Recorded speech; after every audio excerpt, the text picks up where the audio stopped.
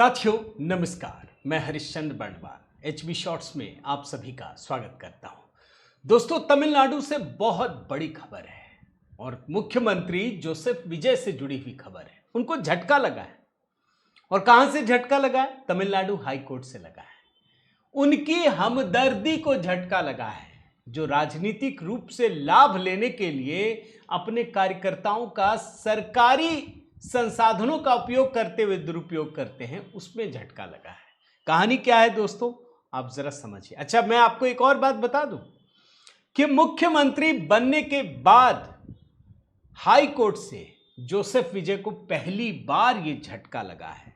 दरअसल हुआ क्या है दोस्तों, अभी मुख्यमंत्री जोसेफ विजय ने बहुत सारे लोगों को सरकारी नौकरियां दे दी थी। ये नौकरियां किनको दी थी, ये भी मैं आपको बता देता हूं। जब ये चुनावी रैलियां कर रहे थे दोस्तों, उस समय करूर में एक इलाका है, वहां इन्होंने रैली की।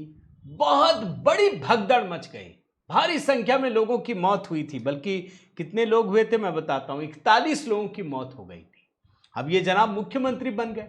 अब इनको अपने लोगों को, जो इनके वोटर हैं, उनको बताने के लिए कि देखो हम कितना केयर करते हैं, उनको सरकारी नौकरी दे रहे थे, दे दिया था बल्कि कहिए। तमिलनाडु हाई कोर्ट ने दोस्तों, मद्रास हाई कोर्ट ने इसको पूरी तरह से रद्द कर दिया है कि आप सरकारी नौकरी दे नहीं सकते।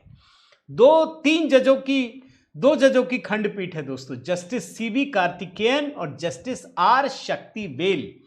कई सारी जनहित याचिकाएं थी जिसमें मांग की गई थी ये सही नहीं है, इनको रोकिए। इसी महीने 10 जुलाई को तमिलनाडु के मुख्यमंत्री जोसेफ विजय वहां गए थे और सबको नियुक्ति पत्र सौंपा था। और मद्रास हाईकोर्ट ने जो फैसला किया है दोस्तों, क्या कहा है जरा सुनिए। हाई कोर्ट ने माना है कि यह फैसला भारत के संविधान के अनुच्छेद 14 यानी कानून के समक्ष समानता और अनुच्छेद 16 सार्वजनिक रोजगार में समान अवसर का सीधा उल्लंघन है। यानी आप जो सरकारी नौकरी दे रहे हैं, ये संविधान के 2 अनुच्छेद का सीधा उल्लंघन है, आर्टिकल 14 और आर्टिकल 16।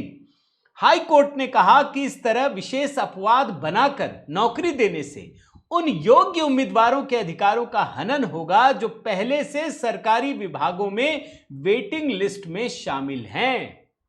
अच्छा, एक और बड़ी बात है दोस्तों, इस भगदड़ में ड्यूटी के दौरान जो पुलिस वाले सरकारी कर्मचारी जिनकी जान गई है ड्यूटी के दौरान, उनके परिजनों को नहीं, और जो कार्यकर्ता है उनको मिल गया, उनके परिजनों को।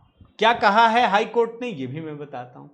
हाई कोर्ट की पीठ ने यह भी स्पष्ट किया कि ड्यूटी के दौरान जान गंवाने वाले सरकारी कर्मचारियों के परिजनों को दरकिनार करके भगदड़ पीड़ितों को नौकरी देना सही नहीं है। इससे ऐसी मांगों की बाढ़ आ जाएगी।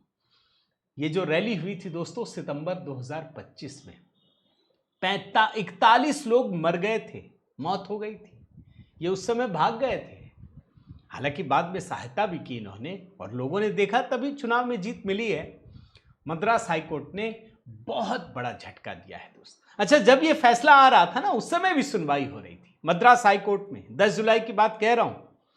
उस समय कार्यक्रम होना था। मद्रास हाईकोर्ट ने कहा कोई बात नहीं, आप कार्यक्रम कर लीजिए, लेकिन जो आपको मिल रहा है इस बात को आप बड़े ध्यान से देख लीजिएगा।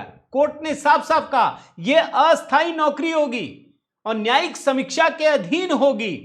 कोर्ट ने कहा था कि इस महीने के अंत तक सैलरी देने से पहले ही हम फैसला कर लेंगे, और हाई कोर्ट ने फैसला कर लिया।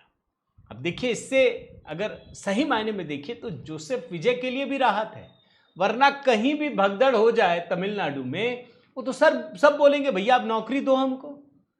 फिर तो देश में कहीं भी भगदड़ मचेगी, सब बोलेंगे देखो तमिलनाडु में दिया, आप हमको भी दो।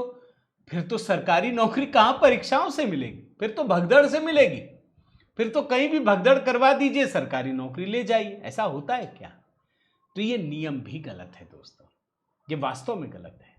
तो इसको आप दोनों तरफ से देख सकते हैं। अगर जोसेफ विजय चाहे तो इसको एक सकारात्मक रूप से देख सकते हैं। आप मदद कीजिए, मदद करने से कौन मना करता है। लेकिन भगदड़ में आपके कार्यकर्ता, आपके समर्थकों की मौत हो जाए और सरकारी नौकरी दे दे, ये तो सही नहीं है। इस मामले में हाई कोर्ट ने बहुत बढ़िया फैसला किया है दोस्तों। तो आपकी राय का इंतजार है। आप क्या सोचते हैं दोस्तों, ज़रूर बताइए कि आप इसे सही समझते हैं या आपकी क्या अभिव्यक्ति है।